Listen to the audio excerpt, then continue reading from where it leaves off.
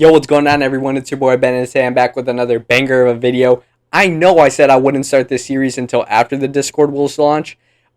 Trust me, that's coming tomorrow anyway, so we're still going to be good on that.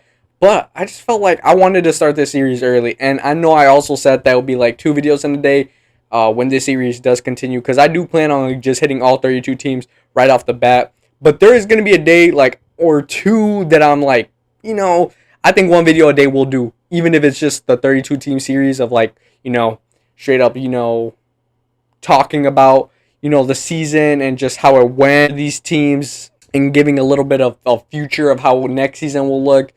But just really a season review, if we're completely honest with each other right here. And I just really felt like starting it, and I think it's perfectly fine. I think I am hyped for it, for sure. And I mean, we're going to go from worst to best, literally, so that could only mean one thing. So let's get straight into it. So yes, our team that we're going to talk about today is the Carolina Panthers. They finished off 2-15, worst record in the NFL. And their number 1 pick, which they did get, is going to Chicago because of that trade last year where they got Bryce Young, obviously with their number 1 overall pick. But they also lost DJ Moore in that trade. It just looked like they got fleeced. And let's just talk a little bit about how the season went for the Carolina Panthers to get into depth. First off, we're going to talk about coaching. Coaching for the Carolina Panthers. Frank Reich was absolutely atrocious. He was absolutely atrocious. If we could be honest with each other, Frank Reich was never supposed to be the man that was going to change and help Bryce Young elevate his game. It was never going to be the case. And early on in the season, we saw that not only, obviously, the offensive line, I'll get into that right now, but the play calling was just not helping Bryce Young whatsoever. Clearly, he got dismissed before, the end of the season for a reason. Management, upper management, they did not like Frank Reich. And they obviously know that they made a wrong decision. And, we're going to talk about the future in a minute, but I am a big fan of their new hiring of Dave Canales. I'm a big fan of that one, and I'll tell you guys why when we get in later into the video. But let's kind of go into, Bryce Young, the number 1 overall pick. Man, I'm not going to say disappointed is the word, because I'm not going to shit on Bryce Young. A lot of people have been doing that. I'm personally not going to go that route, and I'll tell you guys why. That offensive line that, Bryce Young kind of depended on for protection, it was a no-show almost all the time.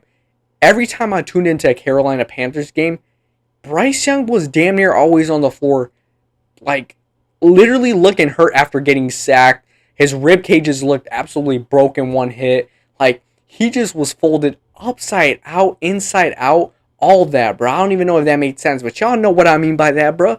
It just looked like all those hits he was taking were just massive hits that if that's your franchise QB, he should not be taking those hits. And that offensive line really let Bryce Young down, if we are 100% honest. When it comes to his actual quarterback play, there's a lot of throws where I look back on tape that I see Bryce Young, I see potential. When I say I see potential in Bryce Young, a throw like this is exactly why.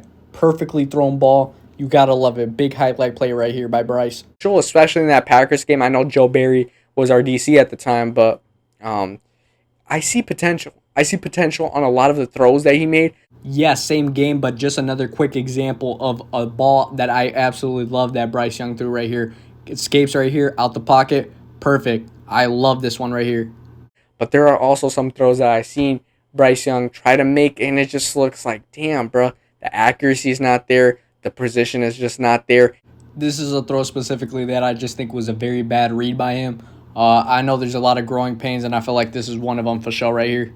And it could be that, obviously he feels like the offensive line is not helping him enough to where he feels secured enough to get a perfect pinpoint pass. But sometimes in the NFL, it's just going to be like that.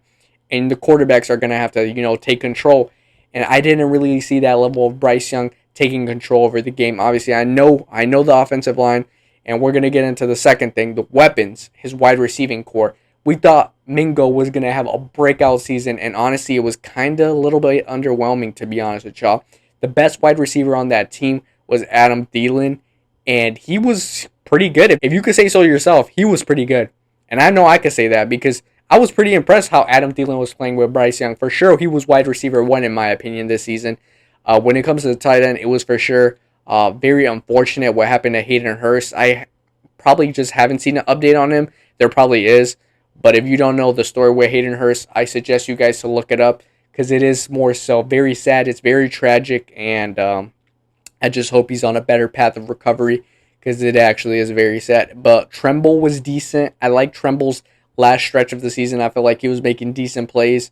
I think the best highlight when it came to the offense of the Carolina Panthers, other than the little glimpses of Bryce Young's potential, I think it got to be Chuba Hubbard. Chuba Hubbard looked like, man, he just looked like a dog in some place, bro.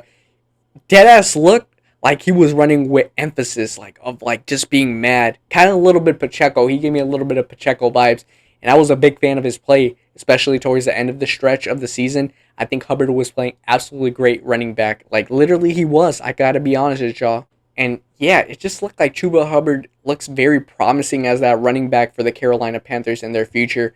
Um, yeah, I think they're set in that position because, like I said, I'm a pretty decent fan of Chuba Hubbard, and I think keeping him in that system, there was times that Bryce Young would need to check down the ball, and Chuba Hubbard would go and get an extra 12 yards, and I feel like that was a massive confidence boost to Bryce Young, getting those yardage and getting the plays going. And yeah, I feel like a big plus to him, especially this season towards that end stretch. Going back to Bryce Young a little bit, I see the potential. I do see the potential, Carolina Panthers fans. And I'm saying this in the sense like a lot of people are going to hate on him, but it really does depend. If he gets the help, like let's say he gets a T. Higgins and, I don't know, maybe he gets a T. Higgins or another wide receiver, like maybe Calvin Ridley, like somebody that's going to go out there and make some plays happen. I feel like we're going to see a lot of better progression from Bryce Young that we would have wanted to see his rookie year. But, it takes time.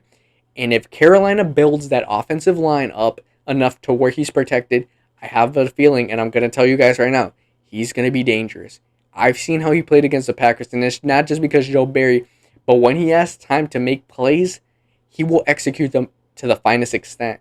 And if you give that guy time, I kid you not, he's very good at running with the football as well. He finds little seams, try to run with the football, and I got to give him credit for that as well. I'm not going to say count him out yet. It really does depend this upcoming season because I do see a lot of potential, and there could be a lot of things that Bryce Young, basically proves us wrong.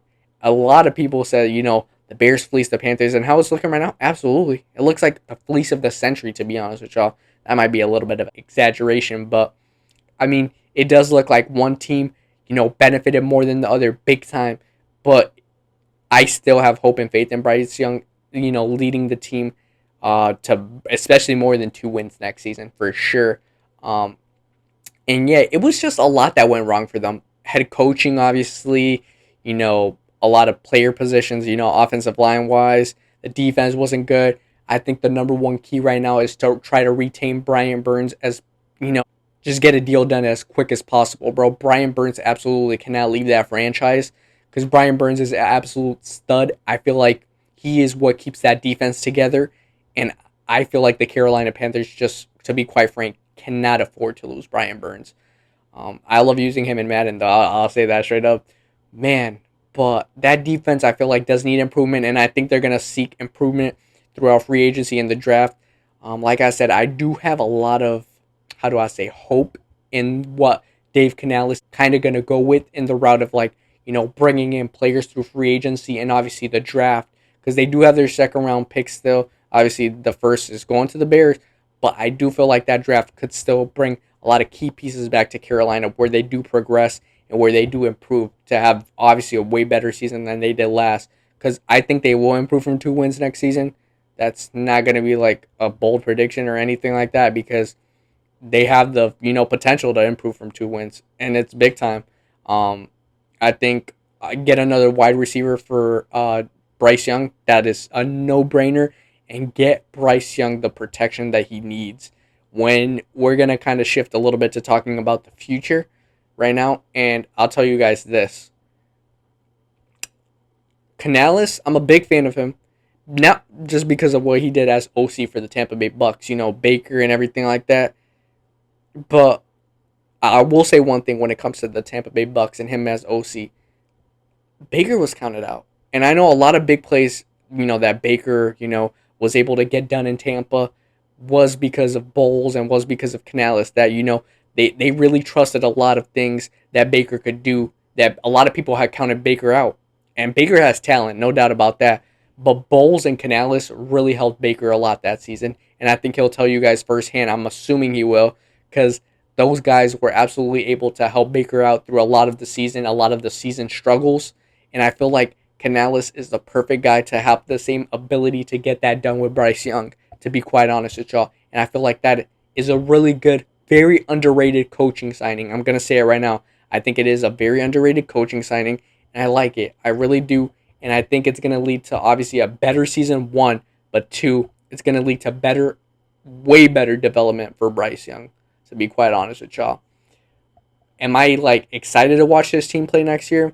Kinda not. Kinda for the fact that I know there's going to be new players that come into the team that will change the team's, mindset and just overall fashion and, the chances that they're going to create. Like, it's going to be a whole different atmosphere around the Carolina Panthers. That's a no-brainer.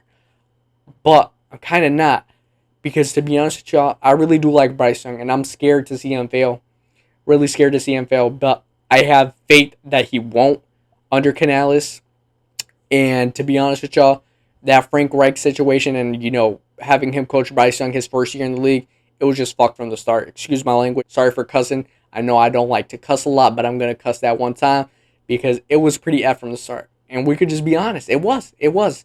Not only was the offensive line bad, but the play calling was absolutely fucking dog shit. Oh, just take it easy, man. Sorry, but I have to say it. I have to say it. And I'm not a big fan of cussing. I'm trying to lower it down for the channel. Trust me, I am. I'm trying to see more. I'm not pure family friendly. I'm not gonna be that. I'm not ever gonna be that. Not gonna switch my morals. That's just not gonna happen.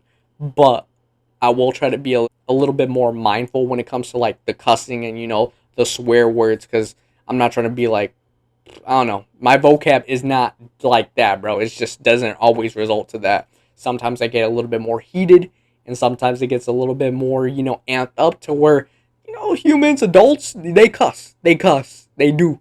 And it's normal. But going back to the Panthers and the play calling and everything like that, the Frank Wright play calling for Bryce Young, I didn't like it. A lot of people didn't like it, and it was going to literally set up Bryce Young for disaster, and we all know that's true. And that's the main reason that he was 40-ounce bounce before the season ended. Now, do I think there's a lot of optimism in Carolina going into next season? Absolutely. Absolutely. Because we're going to see Bryce Young have a jump. No matter what, it can't get worse than his rookie year. I'll say that right now, and I'll pin it right there. It will not, and it cannot get worse than his rookie year. I'm very hopeful for the Panthers. And the NFC South is weak. I'm not going to say they're going to win it because I still think Baker in Tampa, if he does stay there, which I assume he will stay in Tampa, that's going to be a hard team to beat out for the division. But I like the Saints towards the last stretch of the season as well. I just think that the Falcons as well. The Falcons, new head coach, Morris, big fan of him. I just think it depends. It depends. A lot of things are going to depend. That NFC South isn't the best division. It's primarily the weak division in NFL. But it just depends what happens and how the team regroups after a horrible season. And that's the best way to put it. It was a horrendous / horrible season for the Carolina Panthers. And it will not get worse than that, Carolina Panthers fans. I'll tell you guys that. And I'm going to wrap it up with saying there's a lot of things to have faith and hope in. Bryce Young's one of them, and Canales is the other one. And when it comes to Brian Burns, try to re-sign him and try to get a wide receiver like T. Higgins or Calvin Ridley, somebody that Bryce Young will 100% feel confident getting the ball to. And try to retain Thielen. I'm pretty sure he's going to stay. And Mingo, hopefully, see some improvement for him. But, yeah, I feel like that's going to be a little bit, it's going to be interesting. This offseason is going to be interesting for the Panthers, for sure. We're just going to have to wait and see how this team progresses through free agency and the draft. But, yeah, I'm pretty sure that's it. Hopefully, you guys did like my first of, the 32 NFL teams season review / future. I'm going to put plus future potential because, I do want to get into the next season, but not a lot because obviously the draft, not even the combine has happened, but I just kind of want to get into a lot of the aspects of if they have a new head coach or something like that. But yeah, so that's why I'm uploading this video on Tuesday as you guys are seeing this, and the Discord will be launched tomorrow. So yeah, be excited for that. I'm excited for that. Other than that, it's been your boy Ben, and I'll catch you guys on the Flippity Flip, boys.